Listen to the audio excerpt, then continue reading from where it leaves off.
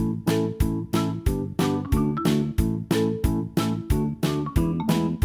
and welcome to Gardening at 58 North. So in this video I'd like to give you guys a quick update on my Clivia collection here. So I've had these plants for many years now, going back probably about 20 years. I originally started with one plant and I've just been dividing them ever since, and I've made multiple of them. And then for several years I lived at my parents' house, but they were in the polytunnel, they had too much sunlight, so they weren't doing so well. So in one of my previous videos I talked about that, and I basically took them back into my conservatory, put them in a shadier location in the conservatory and gave them the right soil conditions and light conditions, and for the last 2 years they've been really thriving quite well.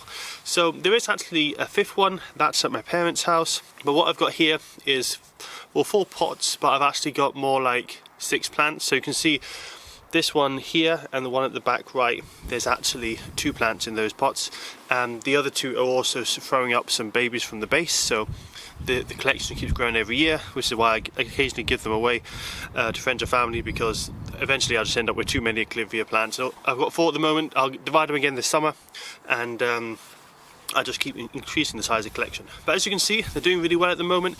They're looking really nice and healthy because they've been in the lower light conditions. They really don't like high light conditions. They like to be somewhere a bit shadier, so they've done really well in the conservatory. And this winter was particularly cold, and I didn't have the heating on much in the conservatory because the gas prices are so high at the moment. So most of my house plants are looking really quite bad at the moment in the conservatory, and they've really suffered because the temperatures were around 5 degrees Celsius inside the conservatory for a lot of the winter. But the Clivias here, they came through absolutely fine. I barely watered them at all because in winter they go dormant and they don't need much water, and they could handle the cold temperatures absolutely fine. They won't handle a frost, but the cold temperatures, they did really well, and it's actually the cold temperatures combined with some dry conditions that they need to encourage them to flower. So these are flowering nicely now in spring once it's warmed up. You can see I've got quite a nice display this year. I didn't feed them much last autumn.